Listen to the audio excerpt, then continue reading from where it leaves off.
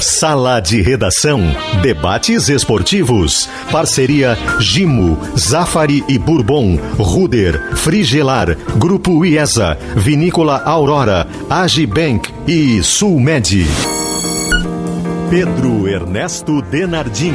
Olá, boa tarde, 1h05, é o Sala de Redação desta super quarta-feira que tem jogo decisivo para o Grêmio e tem também o jogo do Inter, o último no Gauchão, 10 dias de treinamento, o último jogo antes da Copa Libertadores da América contra o Aimoré. Enfim, senhoras e senhores, uma quarta-feira super extraordinária. E tem Gimo, sonhar na química para uma vida melhor, Zafari Bourbon, Ruder Segurança, 49 anos compartilhando sua história com os gaúchos. Ar-condicionado é na Frigelar, seu centro completo de climatização. Agora, IESA é Fiat, Fiat e IESA, em Porto Alegre e Canoas. Aurora Gran Reserva, um grande vinho brasileiro. Agibank, o melhor banco para você receber seu salário ou benefício. E planos de saúde empresariais Sulmed, carinho pela sua vida. Atenção, senhores condôminos. A Objetiva, administradora de condomínios, está há 23 anos no mercado e é especialista no que faz, ou seja, administrar condomínios é com a Objetiva administradora. Tem lojas em Porto Alegre, Novo Hamburgo e São Leopoldo, e para você entrar em contato, basta acessar objetivacondomínio.com.br e solicitar a sua proposta. O senhor Alex Bagé colocou no seu Twitter a escalação do Grêmio. Como ninguém leu o teu Twitter e todo mundo ouve a Rádio Gaúcha, por favor, repita. Eu li. Que absurdo, que começo é esse? Eu li. E respondi, inclusive, hein, Bagé? E respondi ali. E eu te Tu apostou um cafezinho, eu perguntei se era com ou sem açúcar. Comecei com carinho, né, Bagé? Comecei com carinho, né? Ele tá se cobrando, logo eu, né, que sempre fui nos shows dele, sempre comprei todos os belíssimos LPs e CDs, DVDs. Entrou Thiago Santos. Entrou Thiago Santos, volantão.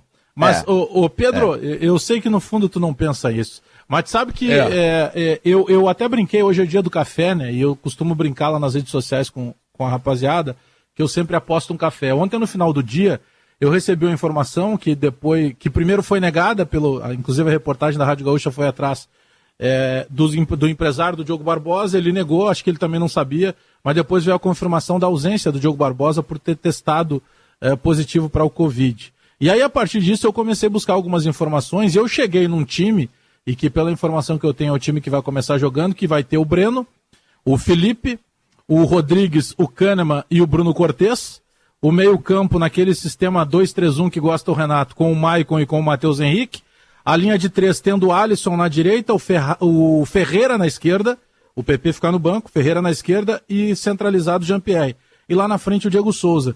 E em cima disso, o Pedro, até porque não tem novidade nenhuma nesse time, né? Aliás, dificilmente, o que seria a novidade? É a permanência do Felipe. É o melhor time possível, Alex. Dentre as opções.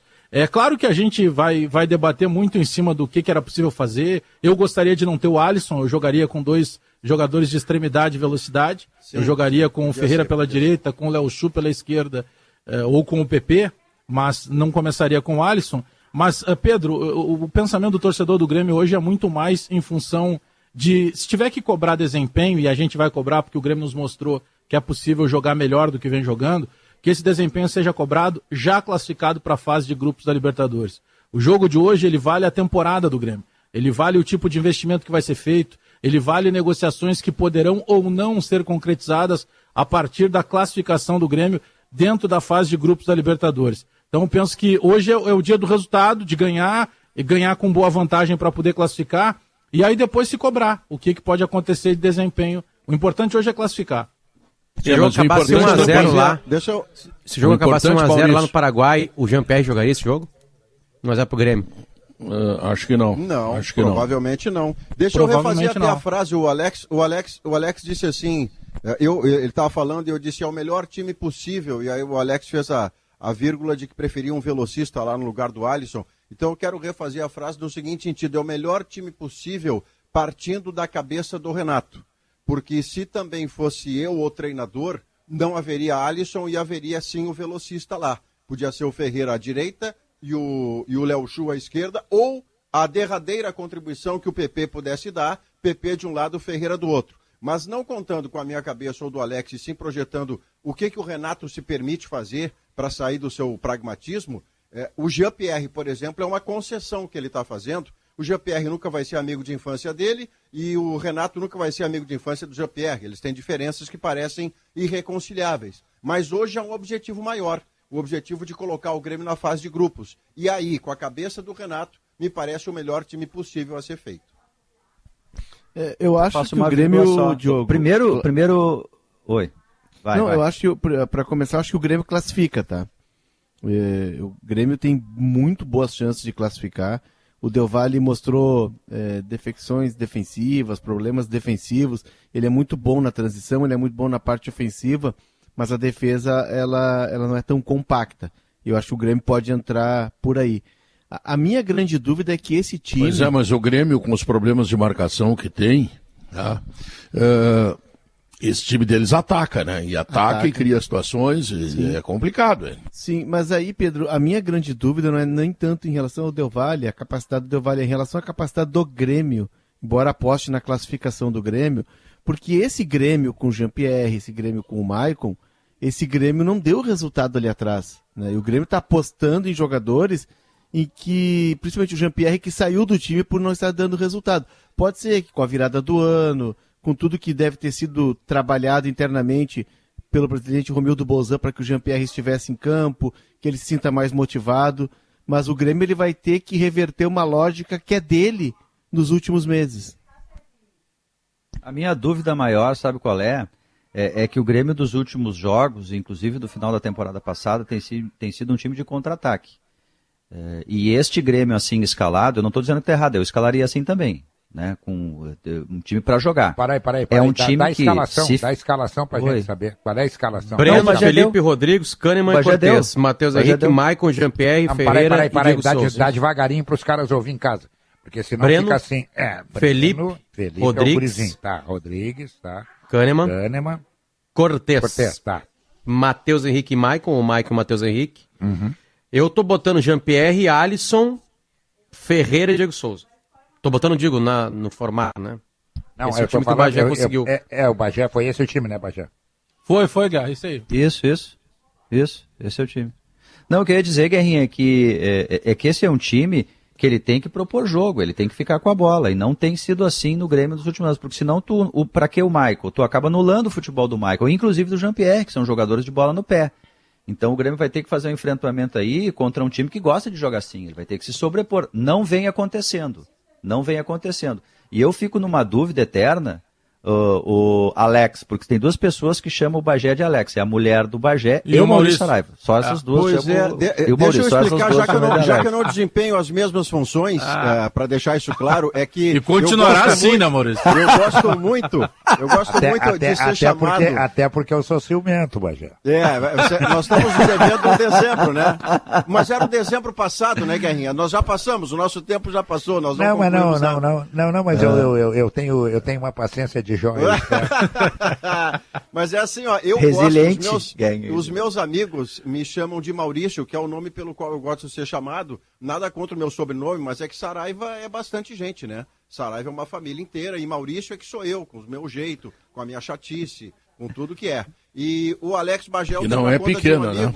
E chamo todos vocês do Sala de Redação, que são meus amigos, eu chamo pelo primeiro nome. E sou chamado assim também por essa relação de amizade. Eu sei que talvez isso até não era uma crítica, Maurício. O nome, não, eu sei, mas o nome digamos, era uma sacanagem só sacanagem. O nome de guerra do Alex até deve ser Bagé. Eu nunca perguntei como é que ele prefere ser chamado. Mas na conta de amigo eu saio chamando de Alex. Quer que troque, eu troco agora. Era só uma sacanagem. Era só uma sacanagem. Sacanagem tem prioridade aqui. Acho que podia ser Alex Angel Bagé. Sobre o jogo de hoje. Fala, Guerrinha. A primeira obrigação do Grêmio é não levar o gol. Essa é a primeira obrigação. Porque aí tem que fazer 2. E 2 é pênalti. 2 é o tambor com 5 balas, né? Pode escapar e pode não escapar. Mas ele tem que fazer isso atacando, né, Guerrinha? Ele tem que fazer. A primeira preocupação para não tomar o gol, mas ele tem que jogar. Gol. A segunda preocupação é não ter pressa. Porque se tiver pressa vai desorganizar.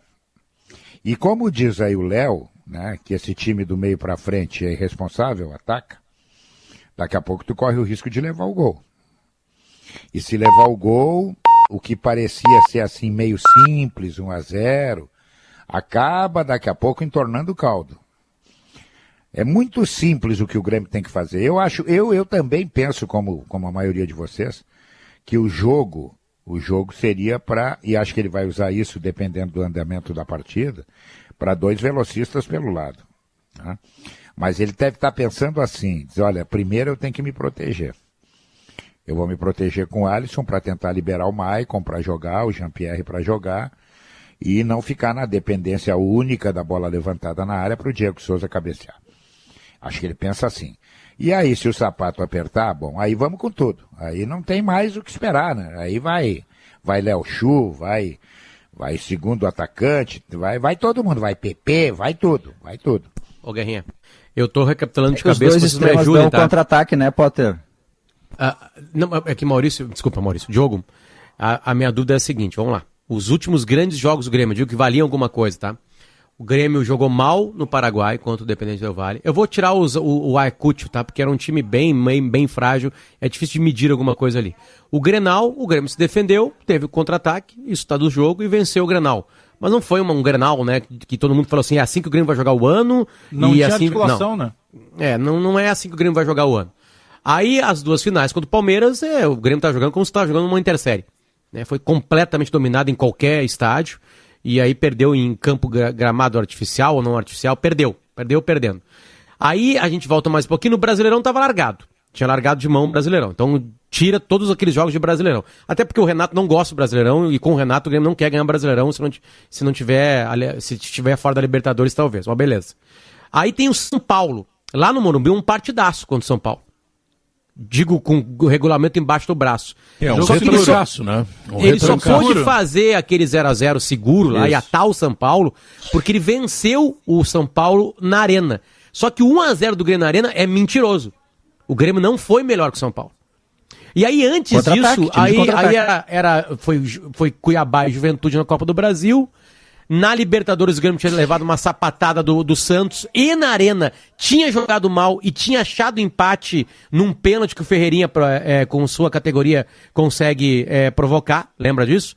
Então o Grêmio não joga bem ofensivamente, não manda no jogo, tô falando contra adversários fortes, e eu não lembro qual foi a última vez, eu não lembro.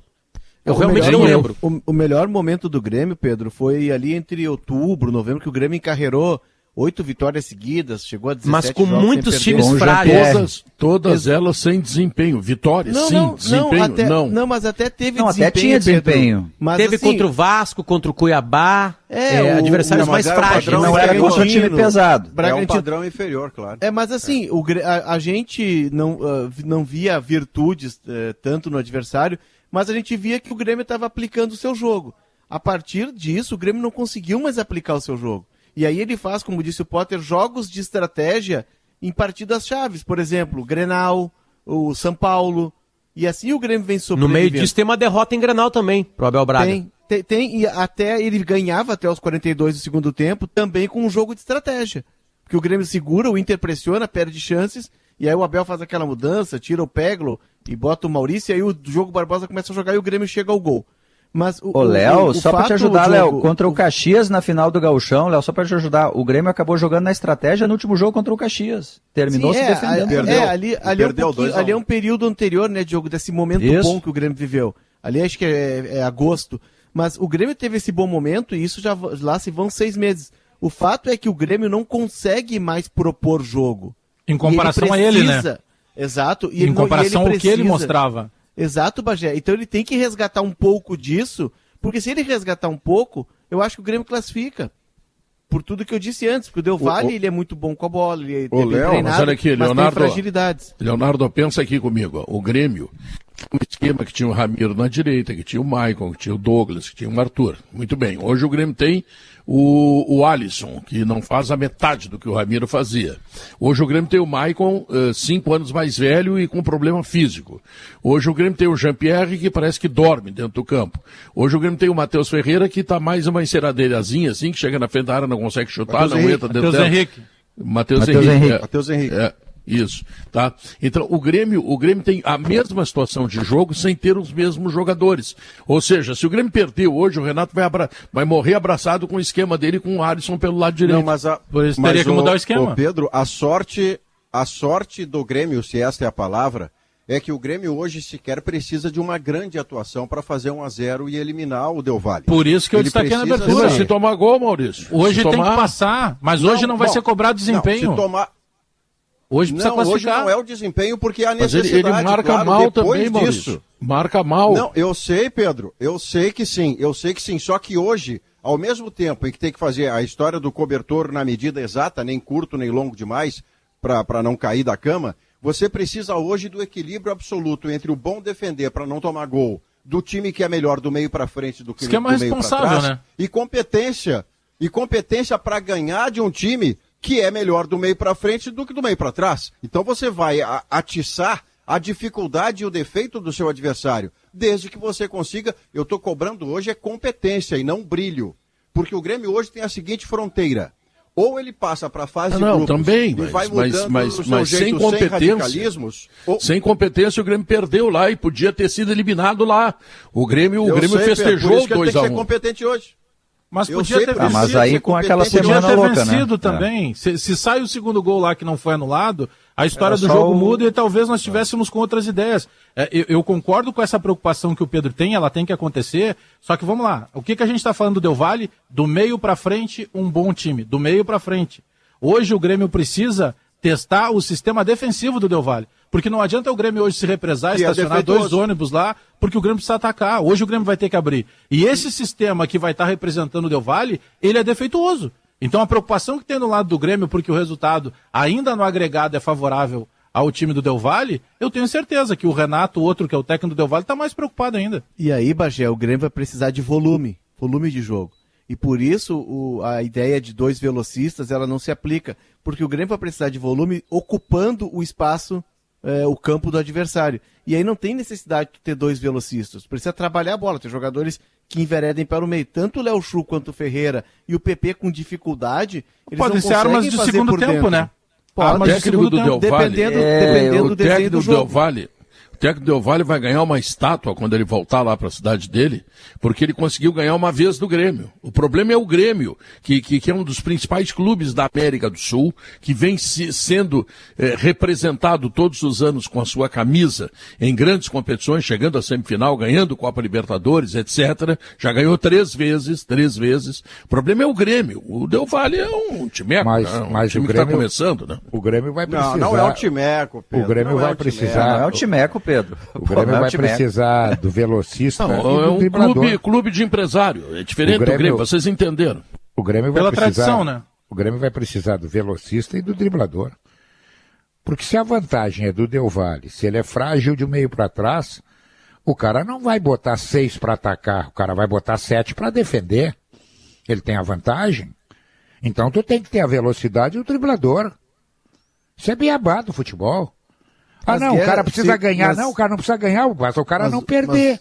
Mas Guerra, e se o time dele é frágil atrás, ele vai ter que botar atrás o time dele. Sim, mas o velocista, Guerra, ele se explica, e aí vamos pegar, por exemplo, o Léo Chu. O Léo Chu é o cara do espaço, de atacar o espaço. Assim como o PP é o cara de atacar o espaço. O Everton Cebolinha até tinha um improviso. O Everton Cebolinha tinha 1 contra 1, quebrava a marcação. Agora, esses jogadores de alta velocidade, eles explicam quando tu tem uma forma mais reativa de jogar, que tu te fecha e aí é saída em velocidade. Como foi no Grenal, o gol do Grêmio foi um gol de velocidade. Mas a comparação é o que o Alisson esses jogadores do Grenal que ele vai ter que... o Grêmio vai ter que usar. Porque o Grêmio vai enfrentar um paredão pela frente. Não sei, Guerra, acho que não. Acho que eles vão jogar. Não. Se não fizer isso, ele vai tomar os 2 ou 3. Por isso. Vem cá, para aí. O cara conseguiu a vantagem dentro da casa dele, que ele não era dentro da casa, mas era o mandante. Agora ele vai jogar fora e vai atacar com a vantagem? Mas tu acha acha que aquele time que está moldado há 3 ou 4 anos de jogar com a bola, de fazer transição, de fazer ultrapassagem, procurar o homem livre, de ir costurando o jogo, tu acha que aquele time vai ser uma surpresa para mim? Que aquele time vai chegar aqui em Porto Alegre e vai montar uma retranca? Mas vem cá, para aí. Nós temos um exemplo no futebol brasileiro. O Palmeiras adquire a vantagem e joga atrás. É que tem uma classificação em jogo, né? Claro! Vem cá, eu tô com vantagem, mas eu vou jogar na casa dos caras. Ah, não, eu vou atacar os caras com 6. Não, que vai atacar com 6 o quê? Isso é conversa fiada. Mas tu pode, o cara vai defender. Guerra. Tu pode defender com a bola. Esse é outro problema. É outro problema. Esse é um time, Guerra, mas o normal não é. Mas o normal não é tu defender com a bola tendo uma defesa frágil. Mas se tu tem a defesa frágil, tu não defende com a bola, tu vai correr risco. Se tu tem mas, Léo, será que... Mas a preocupação dele, por esse... nós todos chegamos a um consenso que o sistema defensivo do Del Valle é onde vaza água. Né? A gente está elogiando do meio para frente, mas do meio para trás a gente olha, não tem boa marcação, não é um time que está acostumado a marcar. Será que por aí não pode lá o Renato equatoriano resolver que ele vai precisar guarnecer um pouco mais em determinado momento algum setor? Porque hoje ele conseguiu algo que talvez ele não imaginasse. Ele ganhou o primeiro jogo. Me parece que a ideia dele Bagé, eu acho que vai ser o meio termo, Bagé. Ele não vai ele não vai ficar excessivamente atacando como ele atacou lá, né? Vai ser um meio termo, ele tem o resultado, ele vai ser um pouquinho mais conservador, ele vai sair menos, mas não vai abrir mão do seu jeito de jogar. Mas e neste cenário aí... Ele atacou lá depois de estar perdendo. Quando ele estava perdendo, não, tudo bem, mas eu digo assim, eu acho que vai ser um pouco só, Guerrinha. Ele não vai abrir mão do jeito de jogar, é uma coisa de estratégia, tá? Não vai atacar tanto, vai atacar um pouco menos, enfim. Mas eu entendo que, assim, a ideia dos dois ponteiros, dos dois extremos, ela não fica excluída com o Michael e Jean-Pierre, mesmo que em tese seja um jogo de proposição. Não. Porque em algum momento o DNA do Del Valle é atacar um pouquinho, é ter a bola. E aí, se tu tem dois caras que recuam e pifam os caras lá pelas extremas, tu pode fazer isso ou num contra-ataque, ou tu pode fazer até pelo drible também. Em algum momento o Renato vai usar os dois extremos. Os laterais do Grêmio hoje, eles são marcadores, né? Já que tu não tem velocidade na parte central do campo, e não tem, o Diego Souza não é veloz. O Maicon não é veloz. E tu tem que, o Jean-Pierre não é veloz. Tu tem que usar a velocidade do lado. Não, eles botam velocidade na bola. Eles botam velocidade na bola. Fazer a bola andar. Mas porque é que tem duas formas, Bagé, de se defender. O Léo, é que esses dois, claro, né? A ideia do Renato era jogar com o Diogo Barbosa, ele não vai jogar em função da Covid. Só que por linhas tortas pode estar ajeitando o texto do Renato. Por quê? Porque o Cortez, ele é mais marcador do que o Diogo Barbosa. Esse menino que vai para um segundo jogo de Libertadores, o Felipe, o principal potencial dele é marcação. Então, e tem a volta do Kahneman. Então, o sistema defensivo do Grêmio, ele está fortalecido em relação ao jogo passado. E eu penso que a ideia do Renato, embora eu também, assim como a maioria de vocês, não concorde com o Alisson, eu penso que a ideia do Renato seja buscar um controle de jogo que ainda não aconteceu pela qualidade de passe do Maicon e do Jean-Pierre. Eu não sei se isso indica alguma coisa, tá? Quer ver? Léo, só para trazer um pouquinho mais de informação para vocês também elucidarem. O Independente Del Valle jogou uma partida fora na Libertadores contra a União Espanhola, perdeu de 1-0. Ele teve 64% da bola. Hoje. 64% da bola, ou seja, fora de casa ele também teve a bola. Espanhola é um time bem mais fraco que o Grêmio. Não estou acompanhando o União Espanhola com o Grêmio. Estou falando como é que se portou esse time fora de casa. E ele chutou a gol 12 vezes contra 6 União Espanhola.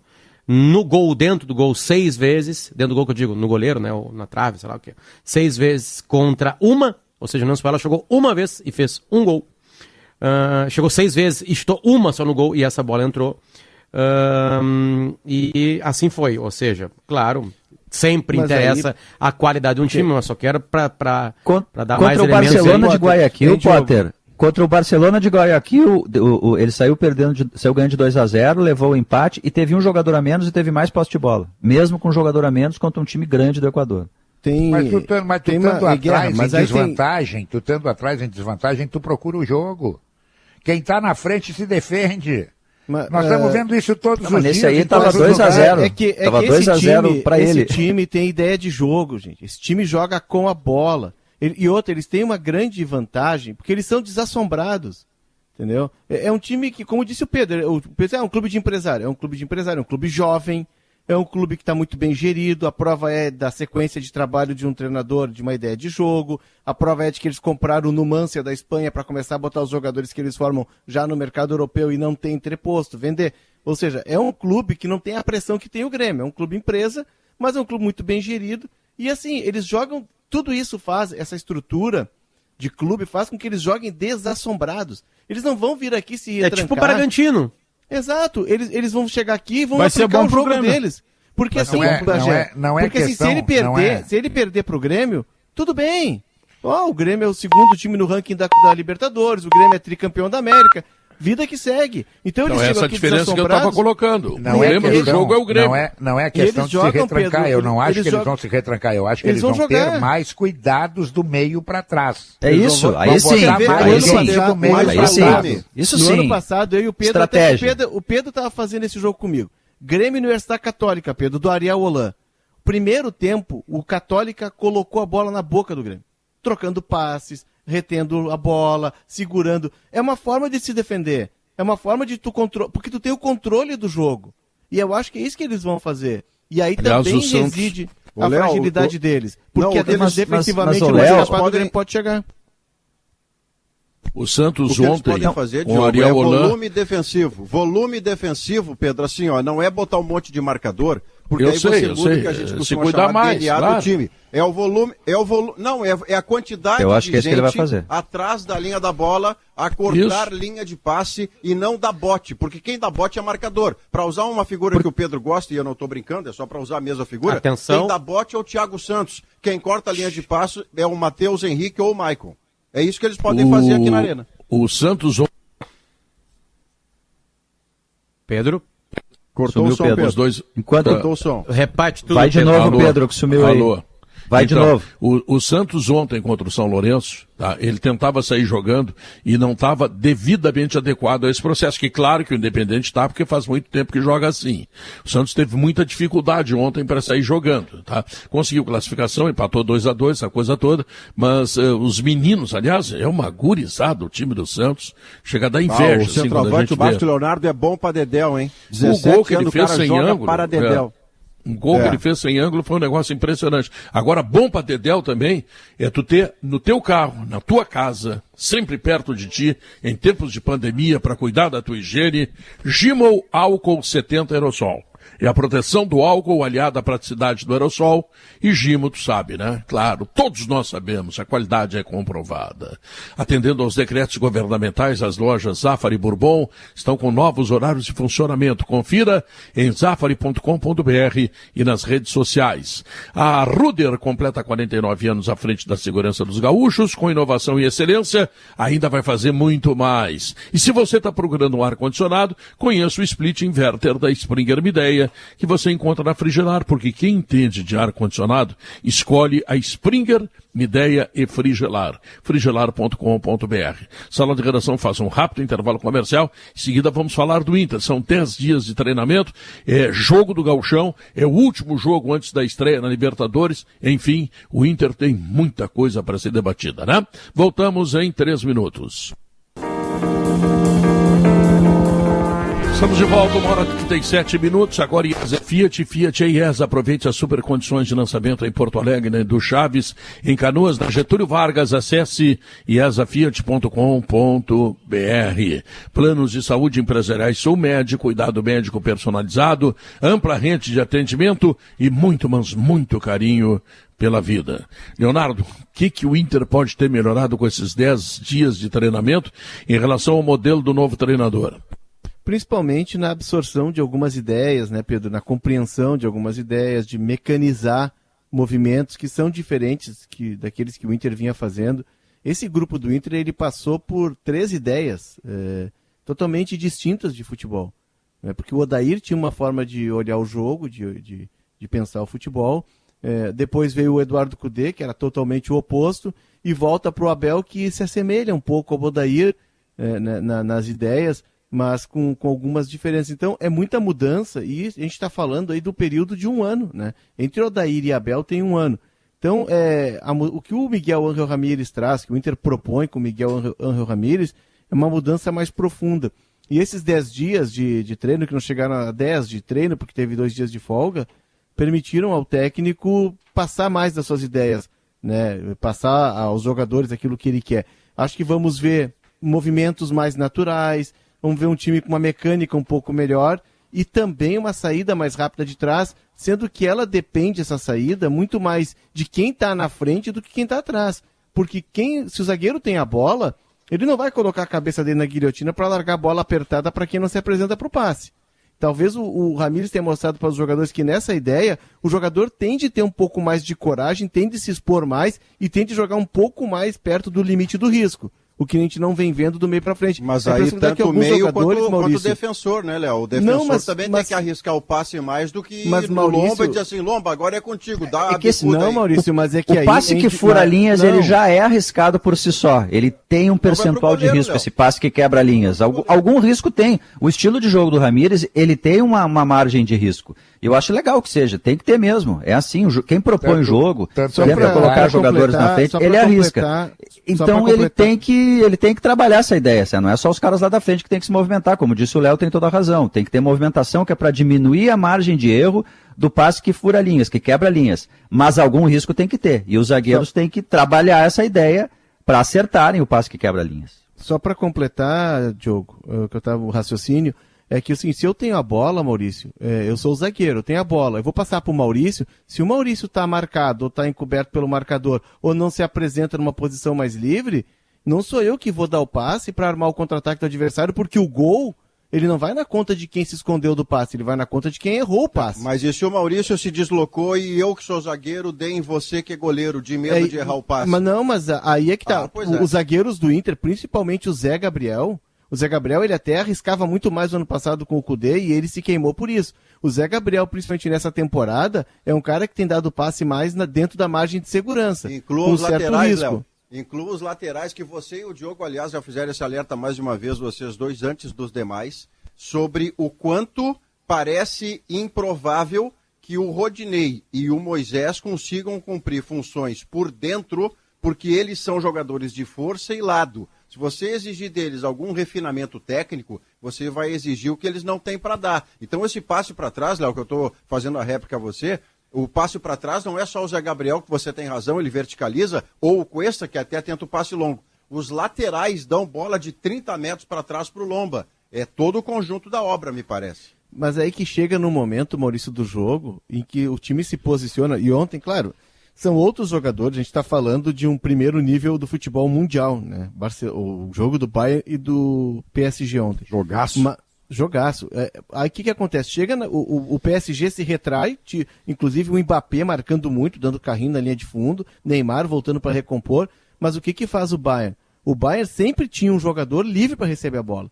Porque não adianta, e o Moisés, claro, ele não tem o refino técnico, e piora a vida dele se ele pega a bola e ninguém se posiciona para receber o passe. Tem que ter entendimento tático também para isso, né, Léo? Claro, Bagé, claro, exatamente. A comparação, claro que ela é legal pela maneira de esquema diferente, mas nós temos na dupla Grenal, para não dizer que é só do Inter, jogadores que têm dificuldade de entendimento tático, né? Se tiver um espaço vazio, ele não vai preencher. Repertório técnico também. Tanto é verdade que os zagueiros têm que acertar, que até 10 dias atrás não se discutia. Todo mundo dizia aqui. O Zé Gabriel é o titular do Internacional pela saída de bola. Se dizia aqui, é só puxar a gravação aí. O Zé é o mais titular de todos. Não, o Zé não é nada. O Zé não cabeceia, o Zé tem um passe deficiente. O Zé nem zagueiro é. Então, tem que sair de trás a bola. A bola, primeiro passe que tem que acertar não é o Lomba, é o zagueiro. Ele tem que achar alguém. Ah, não achou alguém? Faz o que esse maluquinho fez no Grenal. Vai indo. Não tem pedágio? Não, vai indo. Daqui a pouco ele tá na cara do gol do adversário. Mas Guerra, o mesmo maluquinho, o Lucas Ribeiro, né, que é um bom zagueiro, e o Inter foi buscá-lo na Alemanha porque ele também tinha boa saída de bola quando o Inter vende o Bruno Fux. No Grenal, que o Inter ganha de 2-1, o gol do Grêmio surge num erro dele. Porque ele avança, ninguém se apresenta, e aí ele tenta girar para passar a bola e o Diogo Barbosa rouba, o Grêmio arma o contra-ataque em 3 ou 4 toques. É isso que eu estou dizendo, tem que sair dos zagueiros, ele não pode errar. Ele não pode errar, não, tem que sair dos caras mais antes. Não, tem que sair do zagueiro. O zagueiro, o primeiro passo é fundamental. Guerrinha, eu insisto muito com os dois laterais, venho batendo nessa tecla há bastante tempo, inclusive no ano passado, porque os dois laterais, como a gente já disse aqui 1000 vezes, a gente já percebeu isso, já sabia antes do jogo de posição, eles têm que jogar por dentro. Por que tem que jogar por dentro? Porque tem 3 no meio-campo e aí eles dão vantagem numérica. Tu reforça o meio-campo trabalhando com os 2 por dentro. Tu olha um jogo lá pela TV do Inter, inclusive, tu vê lá o Rodinei, o Heitor, o Moisés ou o Léo Borges sempre por dentro, abrindo espaço para os lados.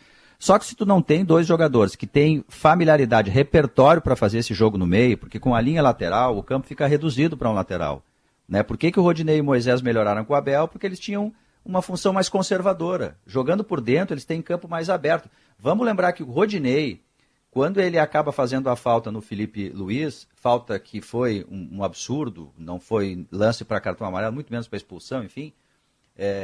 Aquele episódio acontece porque ele domina a bola e vem cortar para dentro. Ele vem tentar jogar para dentro e perde o controle da bola. E aí tem que fazer a falta. O Abel, inclusive, cobra dele isso.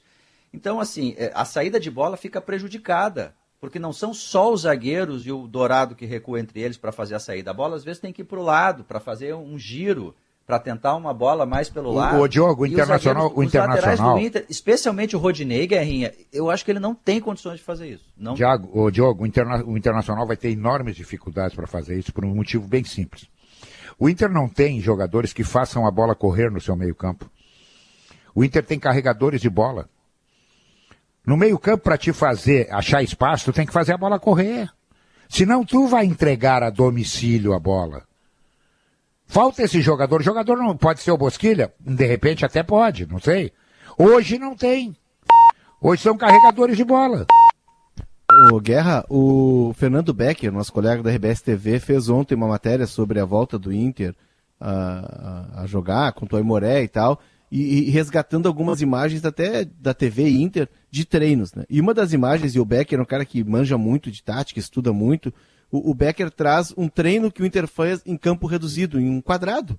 O Ramírez delimitou um quadrado ali, sei lá de quantos metros, 3x3, 4x4, e ali, povoado de jogadores, e eram toques rápidos. Para que esse tipo de exercício? Justamente para quando chegar nessa fase ofensiva do jogo e o adversário estiver com o bloco mais baixo, estiver com os espaços, ocupando os espaços, para que os jogadores em deslocamentos rápidos e trocas de passes rápidas e raciocínio rápido, para que eles possam construir esse espaço. Porque o jogo é muito disso, o jogo é de cognição, de entender o jogo, né, e também de saber fazer a leitura do jogo. Porque se eu ficar parado, eu não crio espaço, eu não tiro o adversário do lugar. Então me parece que nesses 10 dias, e respondendo a pergunta inicial do Pedro, ele trabalhou muito isso também, de fazer com que o time desatarrache do campo. Quem são os jogadores do meio para frente, velocistas, que tem velocidade no Internacional? Não, mas é velocidade de passe. Marcos Guilherme. Não, velocidade, quem são? Talvez o Palácio. Mas isso não tem, são carregadores de bola. Pode mudar um treinamento. Nós estamos vendo há 2 anos isso, que eles não são. Ah, mas mudaram agora essa semana. Não, mas há 2 anos não são. Mas aí, tem velocidade na frente? O Guerreiro é veloz? Não é. Não, mas o Patrick é veloz? Não é. Então, aquele negócio, vai receber a bola, tu vai botar um cara em cima, tu vai ter que sair pro drible. Primeira coisa. Tu tá pensando, Guerra, o jogo na questão da arrancada, do espaço, e é uma forma de pensar, e não tá errada, também acontece isso. Mas nessa ideia de jogo do Inter, e é aquilo que a gente discutiu do Del Valle no primeiro bloco, é o time que tem a bola e a partir da bola ele começa a construir os espaços. Por exemplo, a ideia do Abel e a ideia do Odair também era assim, de retrair, de recuar suas linhas, de jogar como os técnicos dizem, com o bloco baixo e aproveitar o erro do adversário para sair em velocidade. Mas o Léo, me permite até um parêntese com esse negócio, claro. Do Odair. O Odair tinha uma coisa que não deu tempo de ver se porventura vai ter, por exemplo, o Ramírez. O Odair, ele tinha, eu vou usar um termo talvez que não seja o correto, tá? Ele tinha uma simplicidade tática. Eu vou explicar por que eu estou dizendo isso. O Rodrigo Dourado, até a chegada do Odair como técnico principal, ele era tido como cara que jogava de terno. Aí teve um Grenal que o Eraso fez uma bobagem lá, entregou a bola, ele roubou a bola, foi dentro da área. Olha aí, o cara tá pisando na área, é um novo Falcão, tará. O que fez o Odair? O Odair chegou lá e disse, filho, tu vai jogar nesse quadrado de gramado aqui. Como eu costumo dizer, tu vai colher a fruta e vai entregar pro cara que tá ao teu lado. Tu não vai sair mais do teu granado, porque aqui tu vai te consagrar. E ele recuperou de novo pro futebol o Rodrigo Dourado. Claro que teve depois a lesão, mas não por falta de futebol.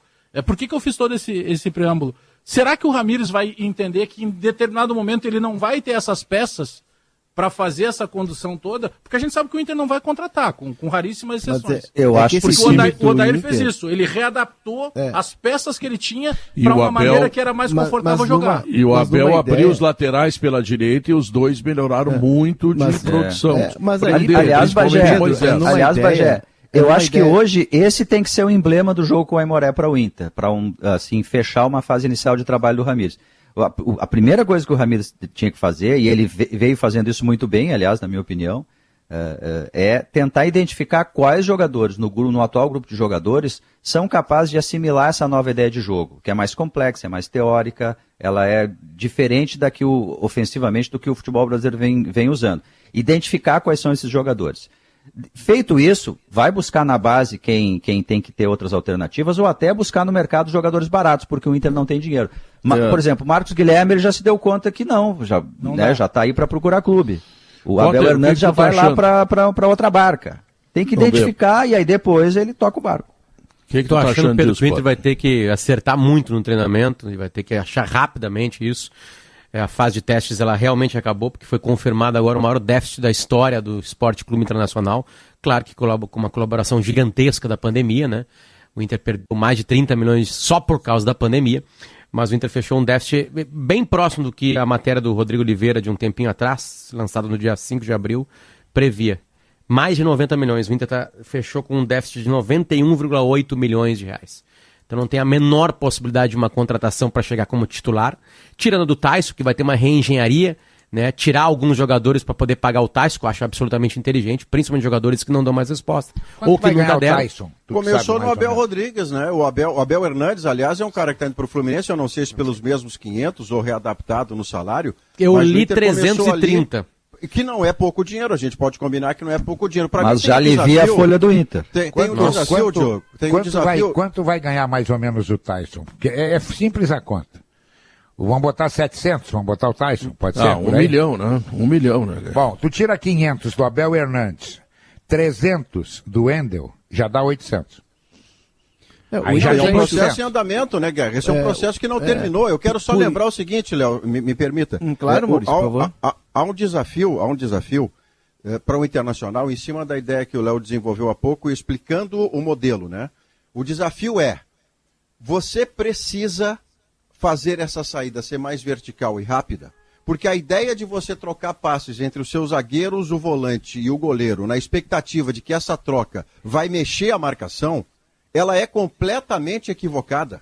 Porque se tem uma coisa que não vai mexer uma marcação encaixada, é uma troca de passe o estéreo que não vai na direção do gol adversário. Então eu não tenho por que me mexer na minha marcação. O Inter é que precisa propor isso com esse passe verticalizado que ainda não apareceu. É por isso que eu tenho dito reiteradamente que o primeiro problema a ser sanado hoje à noite na transmissão da RBS TV e da Rádio Gaúcha é uma saída de bola mais rápida para que não cole junto à torcida que este time tem uma lentidão atávica, tem uma lentidão que não vai sair, seja Maurício, lá o que o Ramires faça. Por isso é tão importante essa bola hoje, Léo e Potter, verticalizar. Ela tem que sair do Lomba. O Lomba não pode receber uma bola. Eu ouvi isso de alguém de dentro do Internacional anteontem, que trabalha no Inter. A frase que eu ouvi, e concordo com ele plenamente, e ele trabalha no Internacional, evidentemente que eu não vou dar o nome. Ele disse assim para mim, o Marcelo Lomba não pode receber 40 passes dos homens de linha. Ele tem toda a razão. É simples assim. Tem que ser um recurso, não uma alternativa voltar pro goleiro, né? Ou o Lomba treina para sair ele rápido com a bola, daqui a pouco ele tem esse talento. Eles chamam de passe de segurança, né, Potter? Olha, quando tá tudo fechado lá na frente, tem o passe de segurança atrás. Muita não segurança, tem as duas... Né? Isso aí, Pedro. Recebeu 40 bolas, mais ou menos. Perfeito, ele tocou mais na bola que o jogador vezes de o goleiro... Pedro, tu tem toda a razão. É isso aí. Tu tem as duas chances ali, tá, Potter? Tô entregando pra ti. Tu tem as duas chances na frente. Tá trancado, manda pra trás. O Inter tem que arrumar uma maneira de fazer esse passe mais vertical ser encaixado mais vezes, seja por movimentação de quem está na frente, ou seja de mais confiança de quem está atrás, porque senão fica só para trás, Potter. O grande problema é esse. A gente sabe os defeitos do Inter, a gente sabe que é uma adaptação. E tem um grande problema que é uma grande pressão, porque mesmo que o Inter jogue bem hoje, o próximo jogo vai ser absolutamente anormal. Ninguém consegue desenvolver futebol algum com 4 mil metros. Ninguém consegue. E aí... E em cima disso, vai ter uma pressão muito grande. O Inter estreia na outra semana na Libertadores, eu não tô louco, né? Dia 20? 20 ou não, né? 27, 15 da noite. O Inter estreia contra o Always Red, né? Lá na montanha da Bolívia. Então, também é complicado isso, né? Agora, eu vou até falar, acho que até é ruim não ter 2 jogos na sequência pro Inter. Claro que é ruim.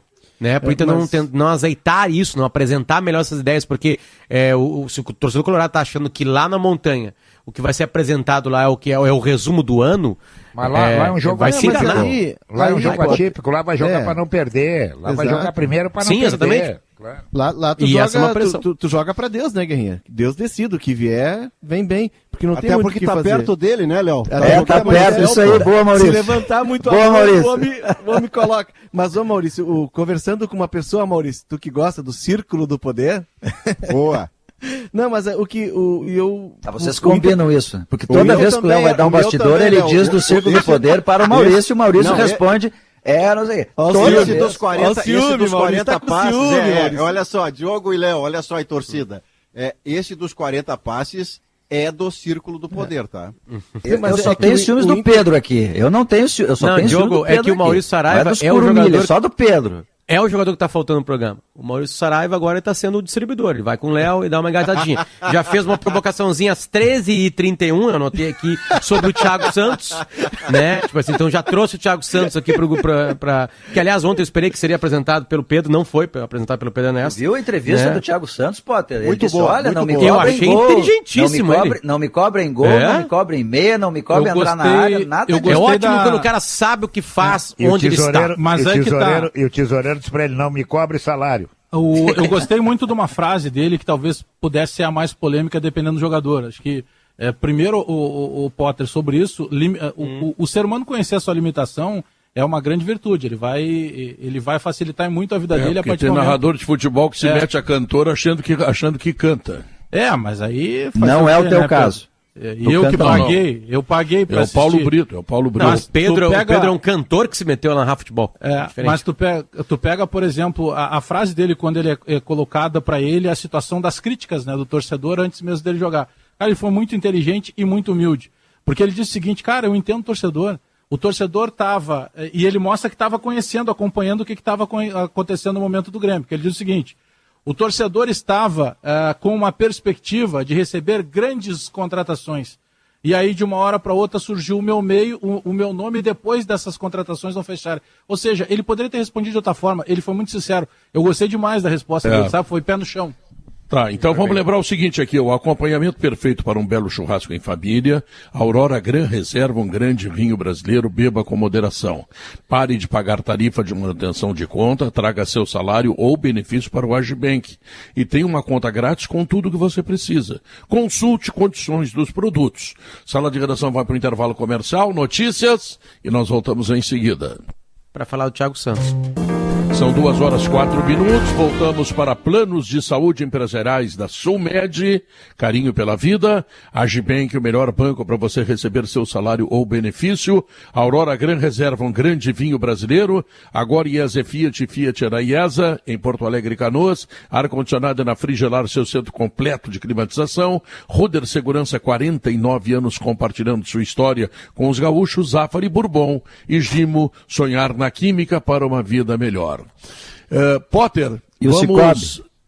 O Cicobi. Fala do Cicobi aí. Seja qual for o seu plano com o Cicobi, você tem todo o crédito. Mais crédito, Pedro, que todas as orações que a gente pode deixar, força de vontade, para o seu Disseu Castro, presidente do Cruzeiro, 66 anos, ele está internado na UTI da Santa Casa com Covid. É um personagem super importante do futebol gaúcho, querido, trouxe o Cruzeiro de volta para a Série A depois de 30 anos, realizou o sonho lá da Arena Cachoeirinha. Força para ele nessa luta. Bom, eu quero mandar um abraço também para o deputado Hernani, que está se recuperando, está bem, já está sem aquele aparelho, está só com uma coisinha assim no nariz, assim, para melhorar a respiração, pelo que eu fui informado. Enfim, muita saúde para ele, né? Um querido amigo nosso aí, deputado importante da zona rural, lá representando o agrotóxico, uma pessoa importante dentro do estado. Então, abraço para eles. Agronegócio. Eu quero mandar um abraço para o Eduardo Kremer, que hoje veio na minha casa, e veio trazer roupa, tu sabe para quem? Para a Preta, rapaz. Ele lida com esse negócio aí, diz ele, não, a Preta tá chegando no inverno, a Preta não pode ter frio. Pô, olha, é verdade. Batemos um papo bem legal aí, um abraço, ele é fã do Sala, tá todo dia ligado na Gaúcha aí, quando acorda. Eu conheço ele. Um ele já esteve conosco, né? Ele já esteve conosco no ouvinte. Um cara maravilhoso. Isso. Bom, Potter, vamos abrir então a sessão Thiago Santos. Espetacular. Isso que eu gosto. Vamos falar da entrevista, Potter. Sabe, cara? Eu não consigo mais te ver, Pedro. Liga a câmera, por favor, pra gente enxergar essa face linda aí. Isso, vou ligar. Por favor. Mas assim, a gente Mas chegou bem o Titi chegou bem. Não, Guerrinha, certamente são poucos. Eu tô muito pouco tempo no Sala, eu sou muito mais ouvinte do Sala, imagina, um programa de 50 anos. Acho que vocês também são muito mais ouvintes do que participantes, né? Mesmo o Pedro, que tá há bastante tempo, assim como o Guerrinha, né? E eu acho que nunca um jogador recebeu tanto, mas tanto espaço numa contratação como o Thiago Santos. Eu tenho certeza que o Thiago Santos recebeu mais espaço aqui quando o Diego Tardelli. É culpa do Maurício. Foi contratado, sei lá, esses grandes jogadores que vieram pra cá. Eu nunca duvidei. Eu diria que a responsabilidade talvez fosse mais das redes sociais, Potter, porque elas, hoje em dia, elas nos induzem pautas e elas discutiram, inclusive acima do tom, para o meu gosto, porque eu detesto cancelamento, eu detesto linchamento, acho isso de última categoria. E houve movimentação na rede social cancelando, do tipo Thiago Santos não. E não se trata disso. Thiago Santos chega aqui e tem o direito de fazer o seu trabalho e tomara que faça muito bem. Mas a rede social nos levou a isso, e você que é doutor em rede social, você sabe que houve uma tentativa de cancelamento, de linchamento absolutamente deplorável em cima de um profissional. E Maurício, posso achar, não tem culpado nessa história, obviamente, né? Mas a nossa vida depende do tempo e espaço, né? Não estou sendo filosófico aqui, né? O problema do Thiago Santos é no tempo e espaço da contratação dele. E mais do que isso, e aí estou tentando achar um mini culpado para o porquê que a torcida pegou no pé do Thiago Santos. A maneira que foi trabalhado o anúncio, né, Potter? A gente falou aqui da só comunicação... Thiago Santos, dos outros, Bagé. Dos outros, né? Mas é que do Thiago Santos... Sabe qual foi o primeiro anúncio? Você lembra qual foi o primeiro anúncio oficial do Thiago Santos? Foi a publicação do nome dele no boletim informativo diário da CBF. O Grêmio parece que estava com receio pela reação das redes sociais. Eu só faço um contraponto ao que disse o Maurício, porque hoje, Maurício, o torcedor ele só tem a rede social para se manifestar. Ele não pode ir ao estádio, ele já não podia ir a treino. Ele está limitado, inclusive, de poder discutir com as pessoas, porque não pode, nesse momento, ter aglomeração. Então a força do Mas ele cancelava antes já, hein, Bagé? Antes de não ter público no estádio já tinha essa praga do cancelamento. É que esse cancelamento que foi colocado pelo Maurício, e a única coisa que eu estou contrapondo aqui é porque eu entendo que nesse momento é o único ponto, é o único meio que o torcedor tem de se manifestar, é que tem um outro ponto aí, que o Potter estava falando agora. O Thiago Santos não é culpa dele. É que o torcedor sonhou com o Rafael Carioca. Então o Rafael Carioca é um modelo de jogador completamente oposto ao Thiago Santos. Eu não estou aqui se era ruim ou não vir o Thiago Santos. Só que o torcedor idealizou o Rafael Carioca. O Grêmio não tirou da cabeça dele. Não tirou da cabeça dele. A fala do presidente era essa, Potter. Eu vou trazer jogadores, vou lhe usar a expressão que ele usou. Portanto, eu estou abrindo aspas. Que chega e joga. O Thiago Santos é de uma turma em que ele chega e é discutido. E depois pode jogar. Maurício, é que assim, é que o que acontece é o seguinte, tá? Se o Thiago Santos fosse contratado na semana que o Grêmio perdeu pro Palmeiras, claro, ele indica um outro tipo de meio campo, que o Grêmio não está mais acostumado, claro que isso já teria algum tipo de crítica, isso tem que ser levado em conta, mas o problema é que naquela semana anterior ao Thiago Santos, o jogador era o Borré. Era um jogador de 2 milhões por mês. Douglas Costa ainda por cima. Com discussões sobre o Douglas Costa e um pouquinho antes, confirmação de o Grêmio tentando o Rafael Carioca. É aí que está o azar do Thiago Santos. O Thiago Santos teve um azar de tempo e espaço. A confirmação do Borré, ela foi o seguinte, dita pelo presidente, e foi real realmente, ele não mentiu. O Grêmio fez comunicado oficial dizendo que estava se retirando. O jogador já tem a proposta em mãos e mais, o jogador gostou da proposta. O jogador aceitou a proposta. Que Bagé, pro torcedor isso está contratado. E a gente sabe que não era. Aí é que está o que eu acho que pode ter um pouquinho de culpa, porque ninguém tem culpa nisso aí. A direção do Grêmio está falando muito sobre isso, né? Pega uma coisa. É só falar assim, não temos nada com o Borré. Todo mundo entende que faz parte do negócio. Né? Não falar sobre contratações. Potter, não, beleza, mas pode sair. Não, mas pode falar. Pode falar. Deixa que aí é o seguinte, aí o torcedor gremista vai ficar brabo com a imprensa argentina. E não com o presidente Romildo, que estava garantindo um Borré e blá blá blá, né? Esse é o problema do Thiago Santos. E claro, é uma característica dele, né? Claro que sim. É uma característica do presidente Romildo Bolzan e do Renato, diante do insucesso que o Grêmio teve contra o Palmeiras, não tanto pelo score, por perder pelo Palmeiras, mas a forma como o Grêmio não jogou contra o Palmeiras nos 2 jogos. Então o Grêmio, para explicar, vem com o Renato, vem com o presidente, vamos contratar, vamos fazer, vamos acontecer. O que é uma tentativa justa, meritória, mas nem sempre possível. Então, eles saíram atrás de uma coisa que eles prometeram e que eles não conseguiram cumprir, porque o mercado é terrível, né? O mercado cobra preços assim que são absolutamente incompatíveis. Mas o Borré, mas o Borré foi que não quis o Grêmio. O Grêmio tentou contratar o Borré. O Grêmio ia contratar o Borré, que ele roeu a corda no finzinho. Apesar de jogar um caminhão de dinheiro, ele não quis vir. Mas é que para o torcedor idealizava tudo isso. Porque o torcedor do Grêmio, ele vive desde o ano passado já um problema desse tamanho. Porque às vésperas do aniversário de 117 anos do Grêmio, teve praticamente a confirmação de que o torcedor poderia sim sonhar que era muito possível a chegada do Cavani. E não deu. Então, o torcedor de lá para cá, ele já ficou com essa marca. Aí daqui a pouco ele começa a trabalhar com nomes, e o presidente Romildo disse que contrataria jogadores de renome, inclusive mundial.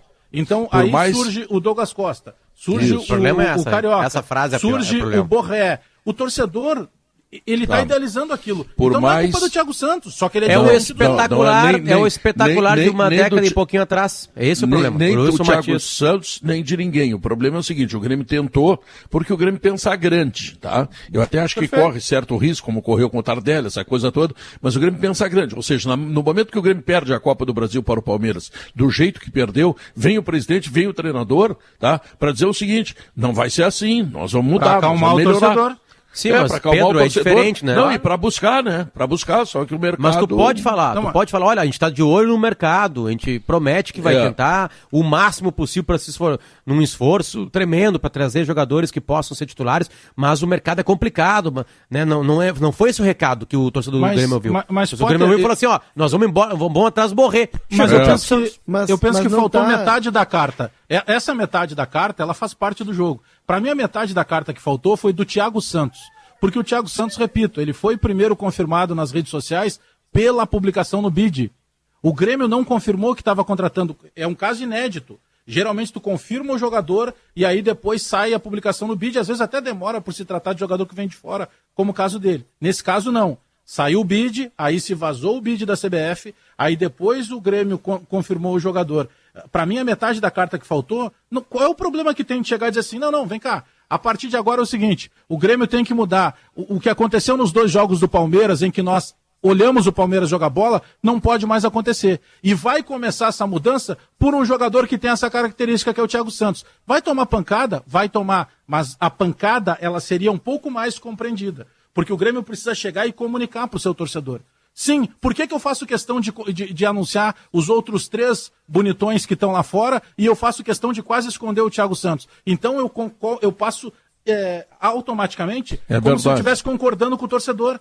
Porque eu estou escondendo um jogador que eu estou contratando. Vou dizer outra coisa para vocês que vocês vão achar que é pelo em ovo. Por que no Rafinha quem apresenta é o Amodeu?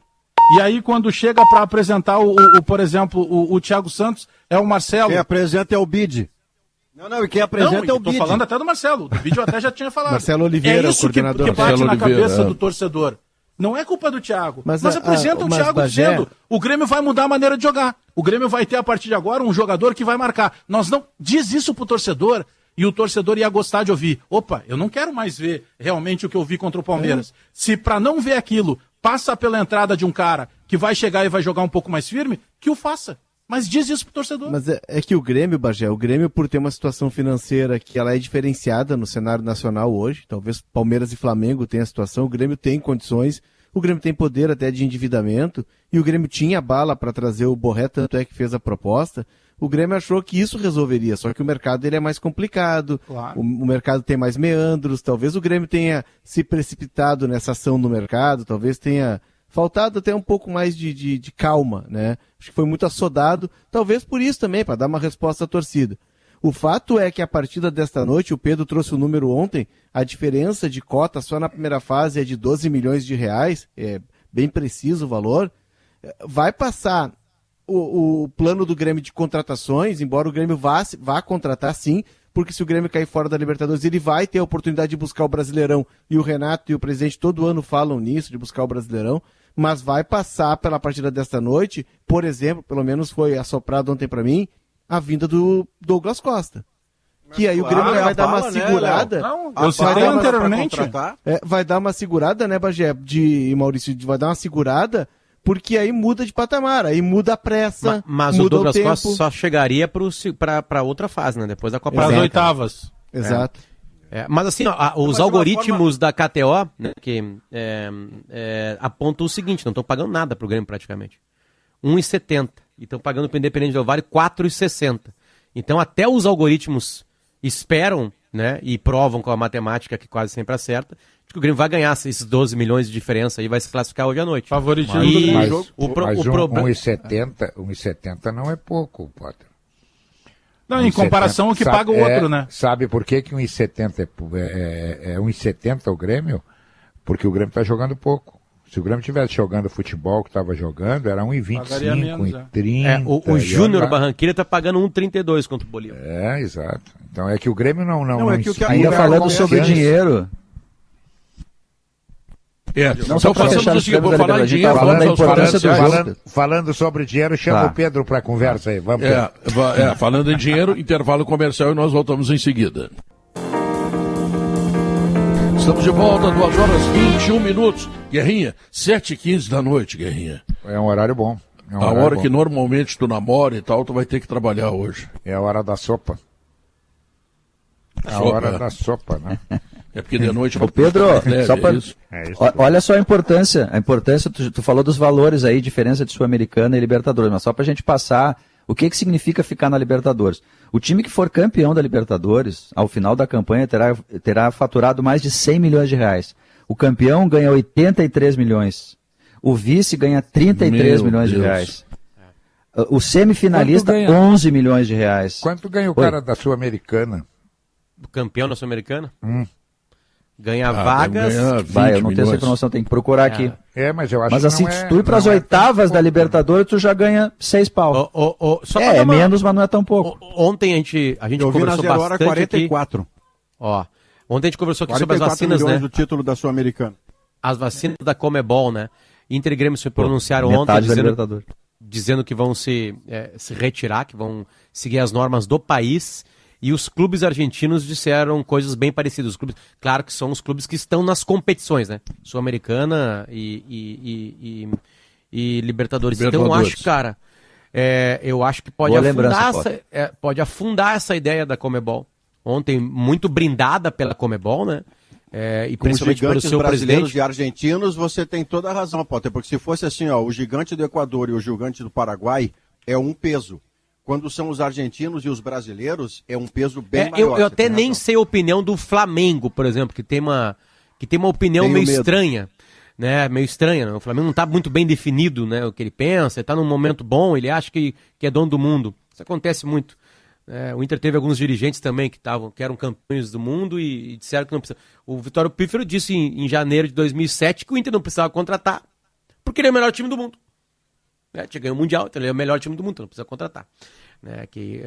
Mas parabéns ao Bolzan e ao Alessandro Barcelos, né? Porque ontem a gente dizia aqui, né? Eu insisti nisso, de que, olha, gostaria de ver o presidente do Grêmio e do Inter dizendo, olha, se estiver na ameaçada, se eu não for punido por não ser vacinado, eu puder continuar jogando a competição, quero fazer isso para não me constranger por estar furando a fila. Que bom que o Inter e Grêmio tomaram a frente nesse processo e os argentinos vieram juntos. Aliás, tem 2 casos de Covid no São Lourenço, né, que jogou ontem. Então, o Equador já definiu que se a delegação brasileira for testada lá no aeroporto e apresentar caso positivo, não tem jogo. Voltam para casa. Eu vejo muito difícil a Libertadores, eu vejo muito frágil a Libertadores transcorrer próximo de uma normalidade. A América do Sul é a região do mundo com mais casos. Normalidade não, né? Não, vai ser desse jeito. Vai andar, ela vai acontecer anormal. Léo, você tem razão pela não, eu acho que o Léo está dizendo que vai ser até pior que é de 2020. Teve um jogo, Leonardo, teve um jogo outro dia, não me lembro agora exatamente em que país, em que um dos times jogou com 7 jogadores. Sim, 2. Mais de uma vez já isso. Então, bom, Então, essa é a questão, é assim que vai ser. Agora, segundo a Conmebol, vai ser. O Equador botou tal problema. Se chegar lá, tiver um que está positivo, não pode entrar. Então faz o seguinte, não tem jogo no Equador. É que pode ter um outro ponto aí, né? Que a gente praticamente não falou, que é o seguinte. A gente sabe que é a pressão da Conmebol, porque os governos, né, de outros países, que não o Brasil, mas já estão fechando e impondo restrições para que aconteçam os jogos da Libertadores. Diante dessa possibilidade lá da Conmebol recebendo essa carga de vacinas, e que nós já debatemos aqui, pode surgir um novo ponto, que seria uma obrigatoriedade partindo da Conmebol para os participantes da Libertadores. Mas eles têm poder de fazer isso. Mas aí que eu quero chegar, Potter. Clubes? Os clubes podem não concordar, mas daqui a pouco tu pode, em função de uma pandemia, modificar e colocar um apêndice lá, por exemplo, no regulamento. Isso, olha, não tem como sair como jogos, nós conseguimos as vacinas. Então, a partir de agora, os clubes participantes da Conmebol serão obrigados a aceitarem a vacina. Isso pode acontecer, eu não descartaria. E Pedro, dependendo das escalações, fazer, né? Dependendo das escalações, o Inter já entrou algumas vezes também com 7 jogadores em campo. Várias vezes. Mas aí, tira esse guri daí, Potter. Tira esse guri daí, Potter. Tira esse guri mal educado. Quando eu falo de algo... Gente boa. Ele quer dar opinião. Eu falei pra ele que demora. Deixa. O DNA. Vê o pai dele dando opinião todo dia. DNA. Já com 2 anos de idade. Você não viu que ele chegou aqui e fez assim no microfone, assim, pra falar, entende? E o que ele queria falar é isso aí. Ele queria falar que muitas vezes os treinadores do Inter entraram com 7 em campo, 8 em campo. Muitas vezes. Dependendo do jogador que tu escala, tu entra com menos, né? E quando eu falei, Pedro, ali só para completar de longe, algo fora de uma normalidade, o que nós tivemos em 2020 já foi fora da normalidade. E eu prevejo uma situação ainda mais distante. Talvez muitos jogos fora de mando, jogos sendo adiados, viagens em cima da hora, como aconteceu com o Del Valle. O Del Valle embarcou na véspera do jogo para atuar do que não era o domicílio dele. Então vai ter muito disso. A Libertadores ela tem um desafio muito grande pela frente. Vai ser complicada. Senhores, muito obrigado por tudo, muito obrigado pelo carinho, pela atenção. Hoje temos uma super quarta-feira. A Rádio Gaúcha vai começar a transmitir a partir das 5h30 com o Luciano Périco.